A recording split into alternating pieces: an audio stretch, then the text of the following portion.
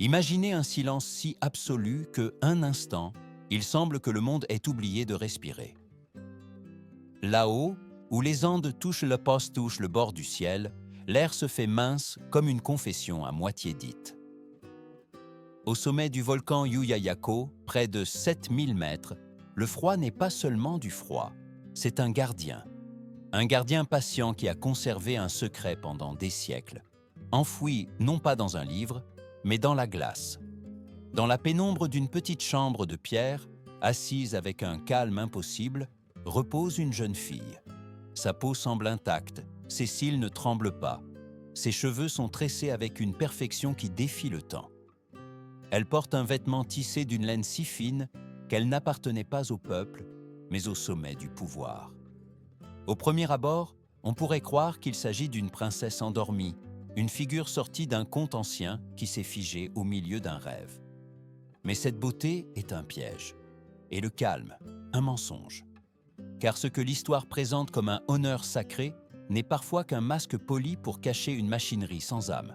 La science moderne, avec ses lumières blanches, ses laboratoires et sa froide patience, a regardé au-delà du charme macabre de ce visage immobile. Et ce qu'elle a trouvé n'était pas un miracle.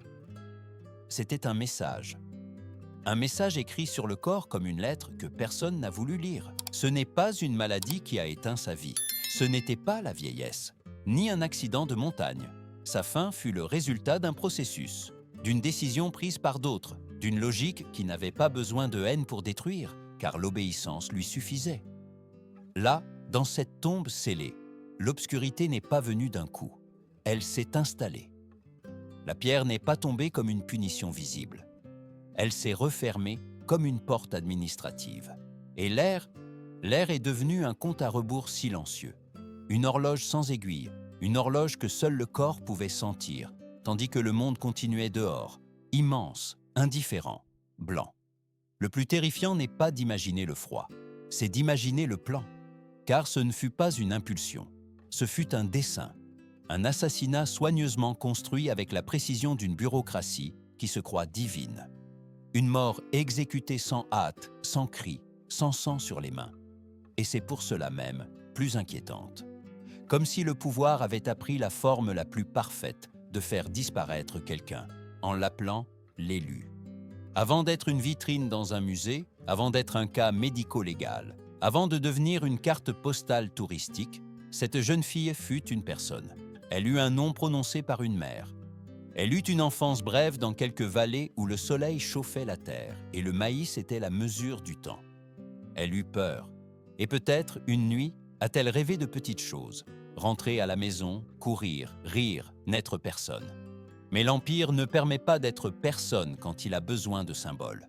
Pour entendre le cri que la glace a gardé secret, nous devons descendre, abandonner le sommet et voyager en arrière, jusqu'à l'hiver 1532, jusqu'à Cusco, la ville sacrée où la pierre semble éternelle, et les ombres ont une mémoire.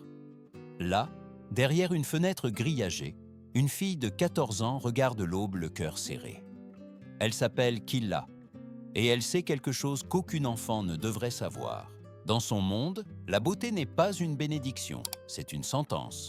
Pour comprendre la cage dorée dans laquelle Killa vivait sans l'avoir choisie, il faut d'abord regarder l'homme qui en a forgé les barreaux.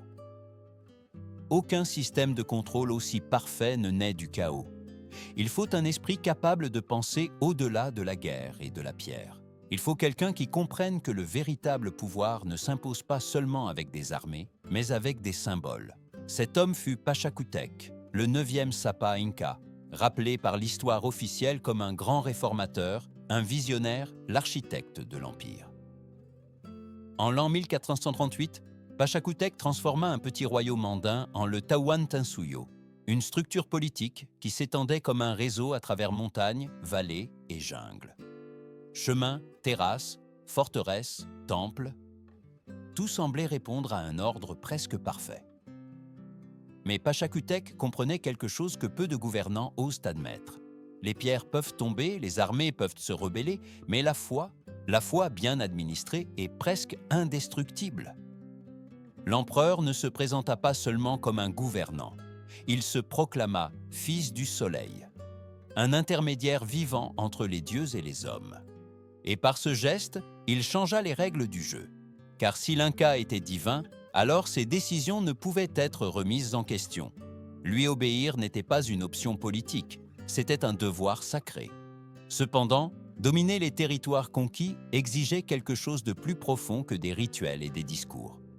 Pachacutec avait besoin d'une garantie silencieuse de loyauté, quelque chose qui ne pourrait pas être récupéré une fois donné. Et ainsi naquit l'une des institutions les plus inquiétantes de l'Empire, adoucie par les chroniqueurs avec des noms pieux mais brutales dans son essence. La Clahuasi. On le décrit souvent comme un couvent, un lieu de recueillement, d'apprentissage. Mais ce mot est une illusion confortable. En réalité, la Clahuasi fonctionnait comme un système hautement organisé de tribus humains. On n'exigeait pas aux provinces seulement du travail, des aliments ou des tissus. On leur exigeait quelque chose de plus intime, leurs filles. Pachacutec comprit qu'en s'appropriant les enfants les plus beaux et les plus purs des peuples soumis, l'Empire ne démontrait pas seulement son pouvoir, il l'incrustait dans la chair même de la société conquise. Chaque famille savait que l'État pouvait toucher le plus sacré, et cette connaissance, plus que toute punition visible, maintenait l'ordre. Chaque année, comme s'ils suivaient un calendrier invisible, les fonctionnaires impériaux descendaient dans les villages. Ils n'arrivaient pas avec des étendards ni des célébrations. Ils arrivaient en silence. Ils étaient connus sous le nom d'Apupanaka, représentants directs du pouvoir central.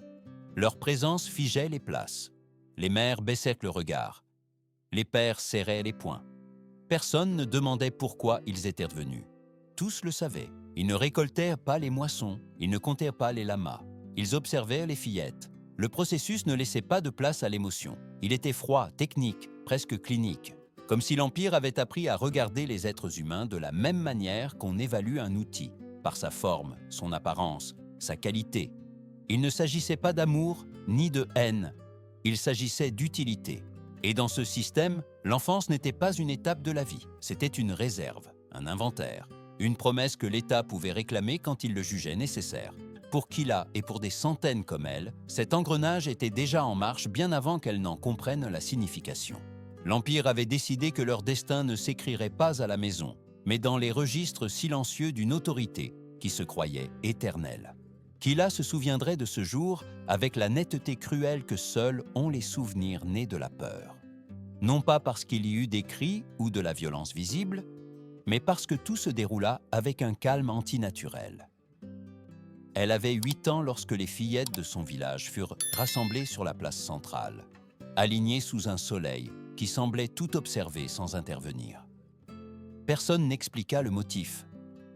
Personne n'osa demander. Les mères restaient à une certaine distance, immobiles, les lèvres serrées et les yeux baissés. Elles savaient que tout geste de résistance pouvait être interprété comme un défi. Et le défi, au Tawantinsuyo, n'était pas une erreur, c'était une condamnation collective. Les Apupanaka avançaient lentement entre les rangs. Ils ne regardèrent pas les fillettes comme des personnes. Leurs yeux se déplaçaient avec la froideur de celui qui examine des marchandises précieuses.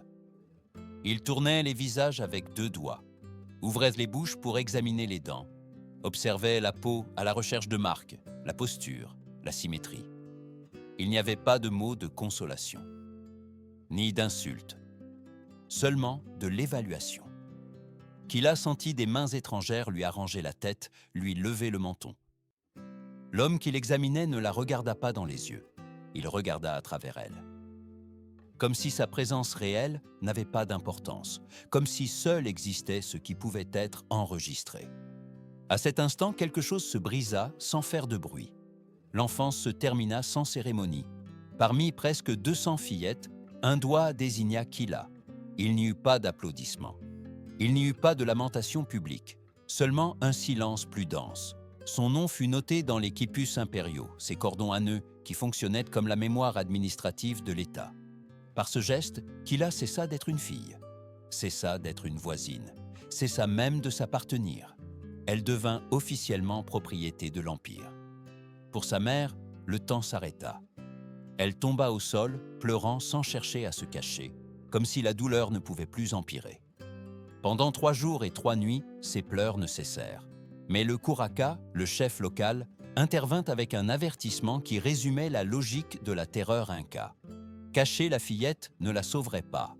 Résister ne changerait pas le résultat.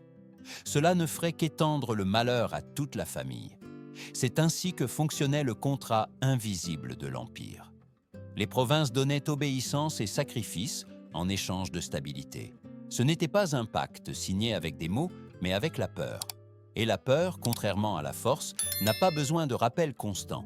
Killa fut séparé de son foyer comme on sépare un objet précieux, préparé pour le voyage.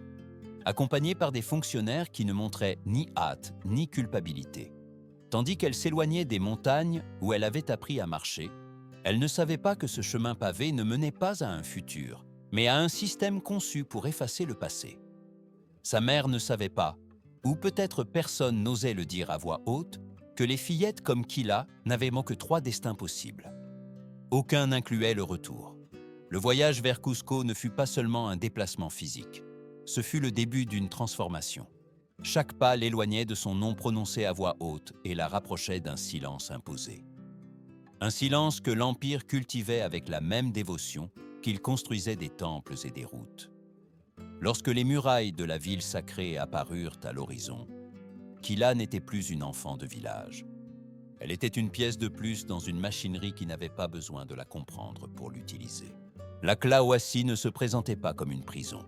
Il n'avait pas de barreaux visibles ni de cris qui traversèrent ses murs.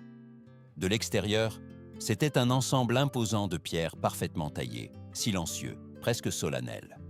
Pour l'œil étranger, il semblait un lieu d'honneur. Pour ceux qui en franchissaient les portes, c'était le début d'un monde où le temps cessait de leur appartenir.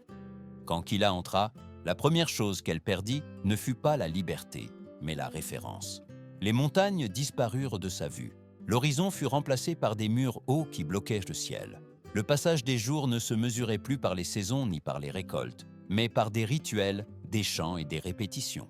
Le soleil marquait les heures, non pour illuminer, mais pour surveiller. Là, les jeunes filles étaient accueillies par les mamakunas, femmes âgées chargées d'administrer la maison. Elles n'élevaient pas la voix. Elles n'avaient pas besoin de le faire. Leur autorité ne venait pas de la punition visible, mais de la connaissance.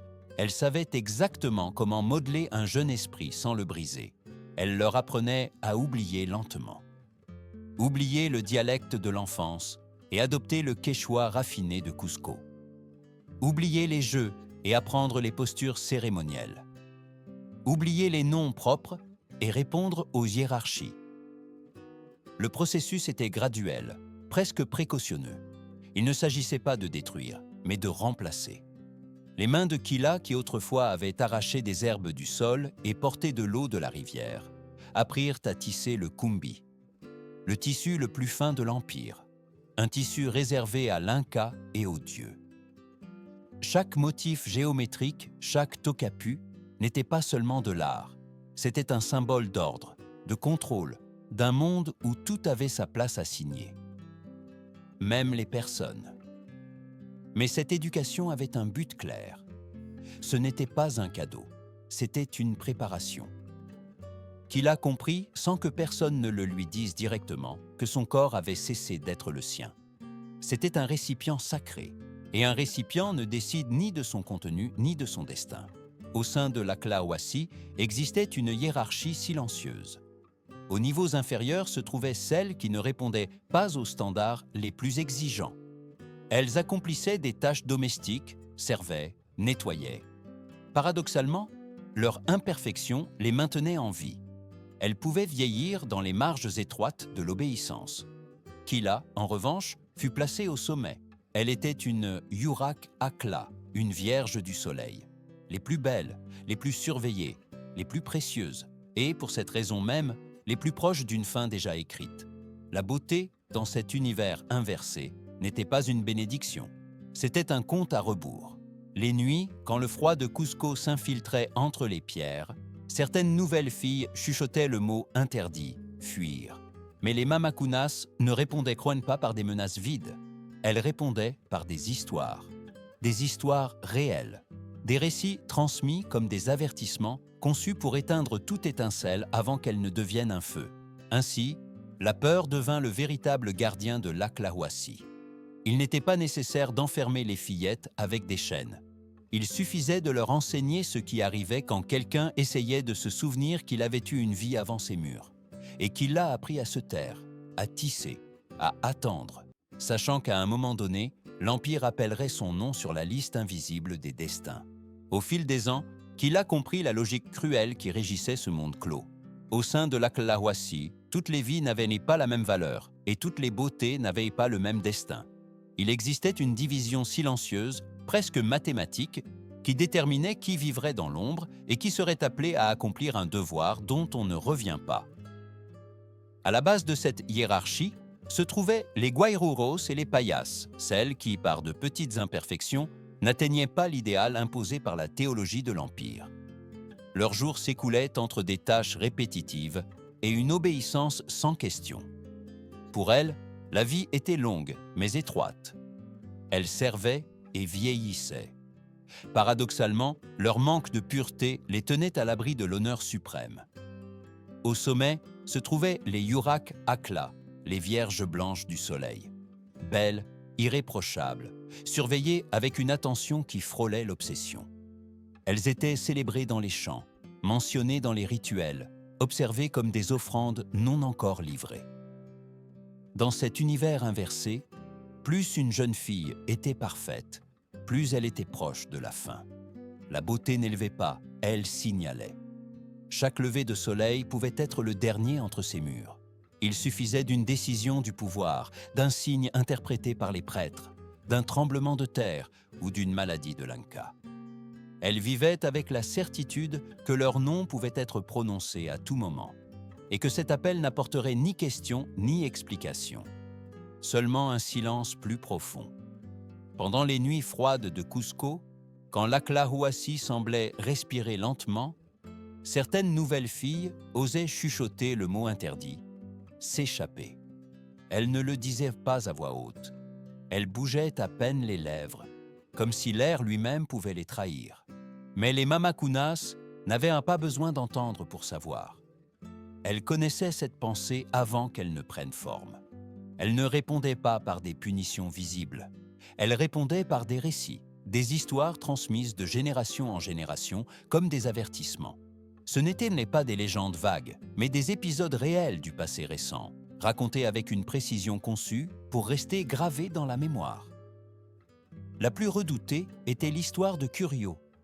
On disait qu'elle avait vécu sous le règne de Huayna Capac, que, comme Kila, elle avait été une Yurak Akla, qu'une nuit, elle ne supporta plus l'enfermement ni l'attente interminable, qu'elle réussit à déjouer les gardiens et s'enfuit vers les montagnes, croyant que la distance la sauverait et que l'amour de sa mère la protégerait.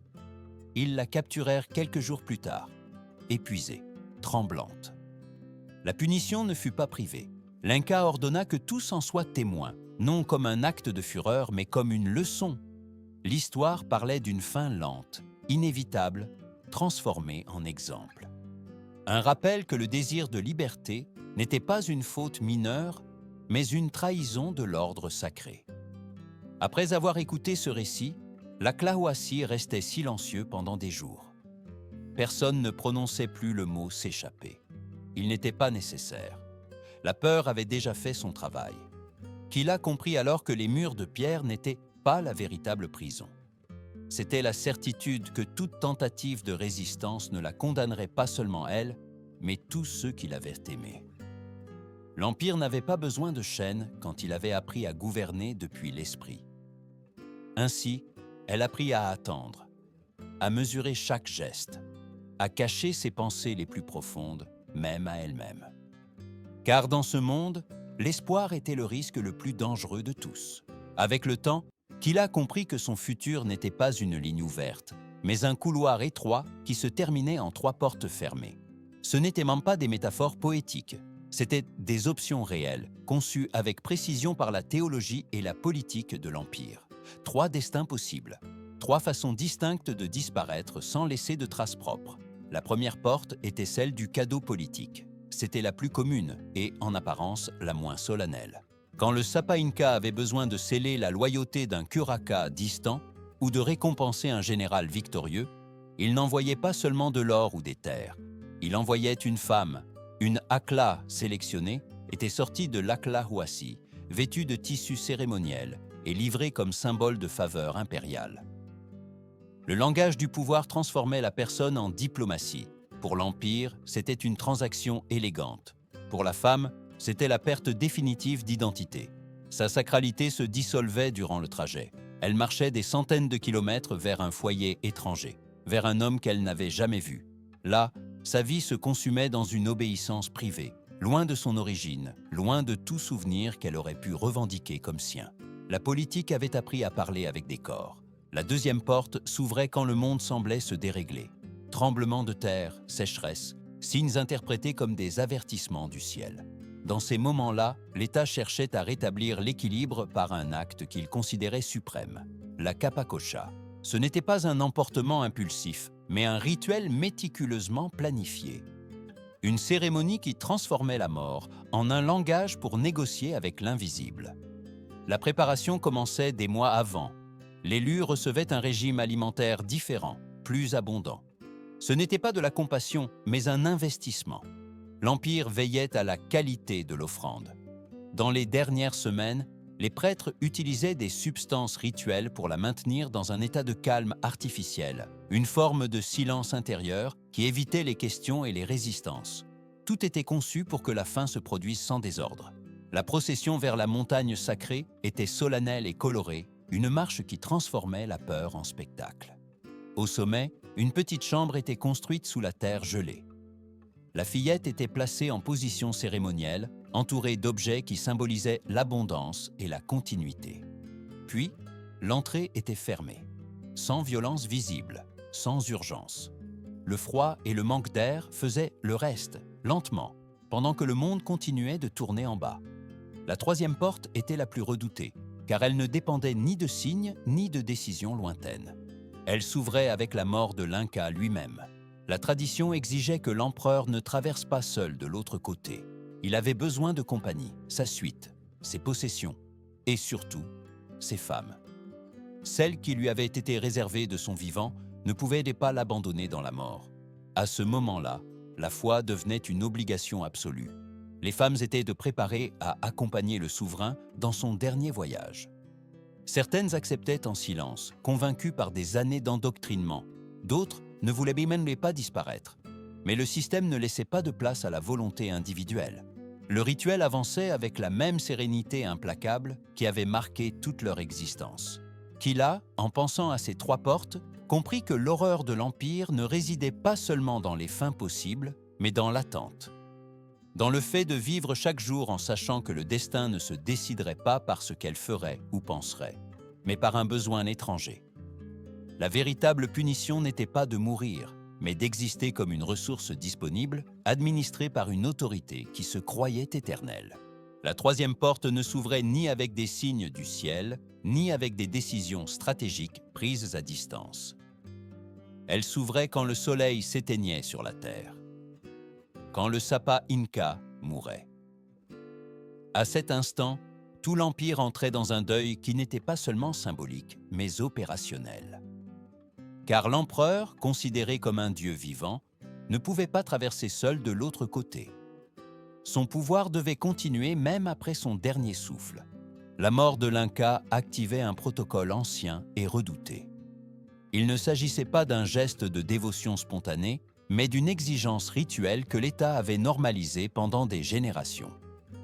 Le souverain avait besoin de sa cour complète pour le voyage final. Serviteurs, objets précieux et surtout, des femmes. Celles qui avaient été mises à part, surveillées et réservées de leur vivant, devenaient maintenant une partie de l'attirail funéraire. Les chroniques décrivent des préparatifs solennels, des vêtements impeccables, des chants graves, des boissons rituelles partagées lors de cérémonies d'adieu. De l'extérieur, cela pouvait sembler un acte d'honneur. De l'intérieur, c'était l'aboutissement d'un enfermement qui n'admettait pas de retour. Contrairement aux fillettes de la Kapakosha, ces femmes comprenaient parfaitement ce qui se passait. Cette conscience rendait le silence plus lourd. Certaines, après des années d'endoctrinement, acceptaient le récit officiel, servir l'Inca au-delà du monde visible. D'autres ne voulaient pas disparaître. Mais le système n'avait pas été conçu pour négocier. Quand la volonté individuelle entrait en conflit avec la théologie du pouvoir, la théologie gagnait toujours. L'obéissance ne se terminait pas avec la mort du roi, elle s'intensifiait. Les chambres funéraires royales étaient des espaces clos, conçus pour l'éternité. Là, autour du corps momifié du souverain, étaient disposées celles qui devaient l'accompagner. Puis, les murs avançaient, pierre sur pierre. La lumière se réduisait à une ligne de plus en plus mince, jusqu'à disparaître. Il n'y avait pas de précipitation.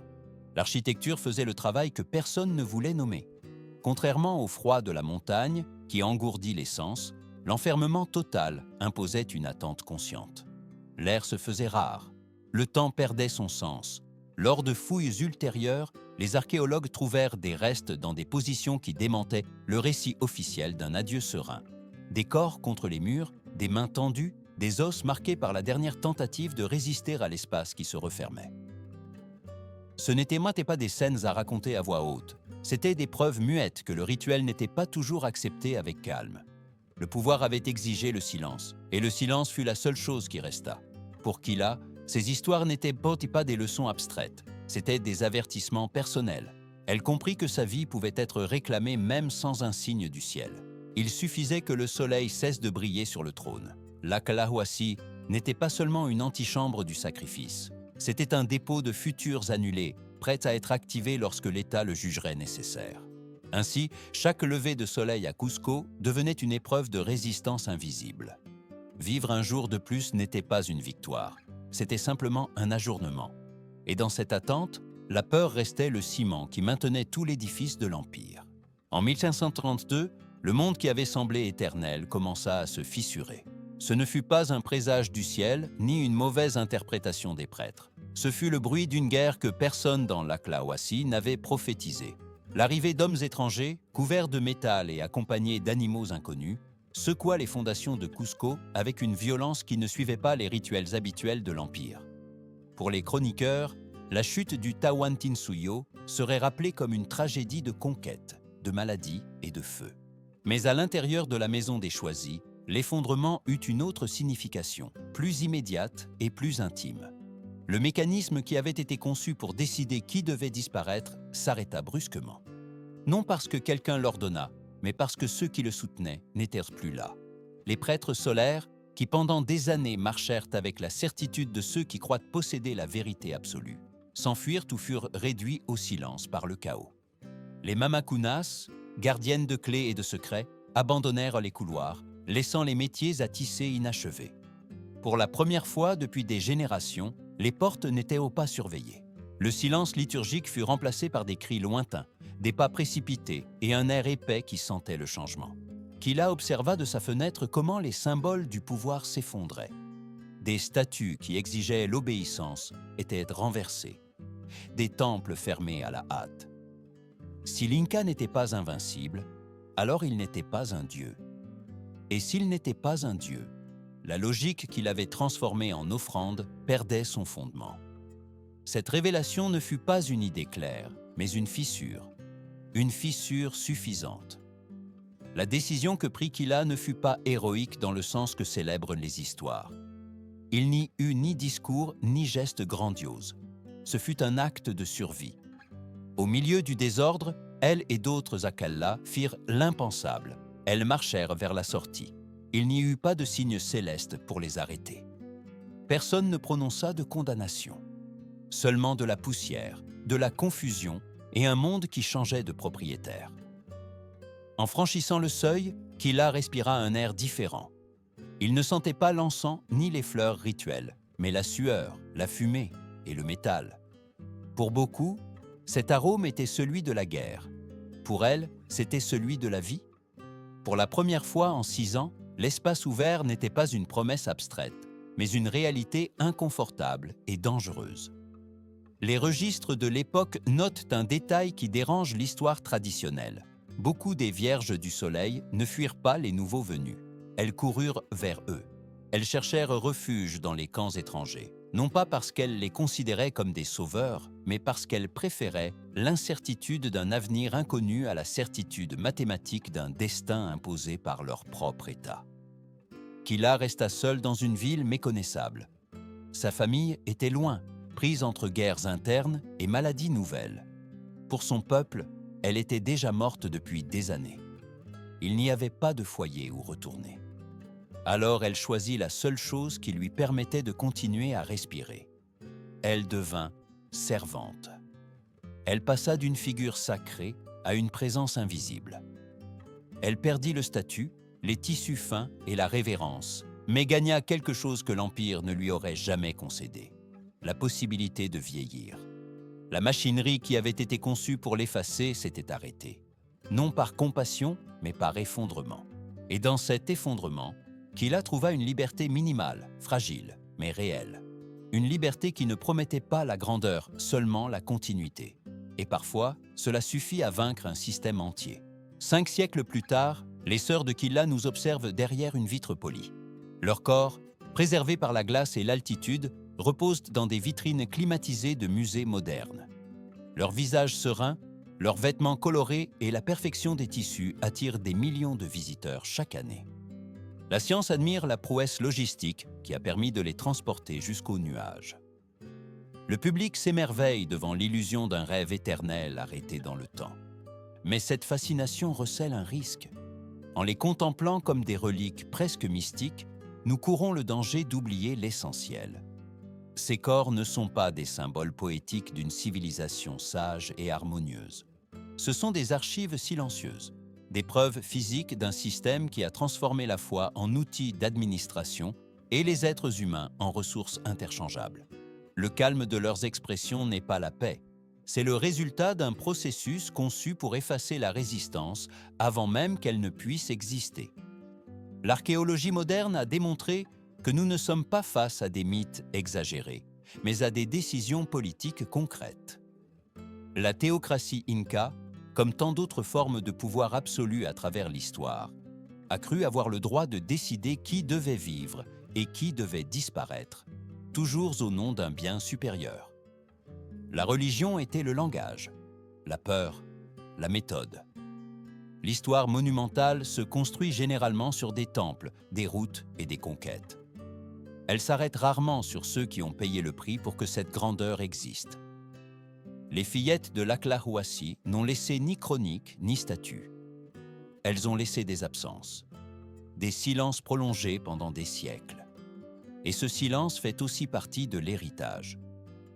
Kila n'apparaît pas dans les livres officiels.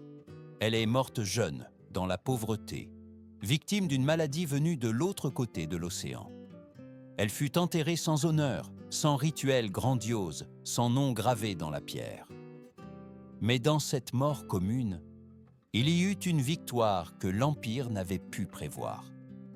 Kila est morte en femme, non en objet sacré. Elle a vécu assez longtemps pour choisir, même si ce choix fut difficile et bref. Son histoire nous oblige à regarder le passé sans romantisme. Non pour le condamner avec la morale du présent, mais pour reconnaître un schéma qui se répète encore et encore.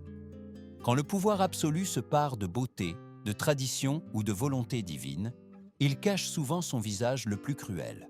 Il trouve toujours une justification élégante pour exiger des sacrifices d'autrui. Les montagnes andines restent silencieuses. Sous la glace et les ruines que nous photographions aujourd'hui en tant que touristes, demeurent les voix de ceux qui n'ont pas pu parler. Raconter cette histoire n'est pas un acte d'accusation, mais de mémoire.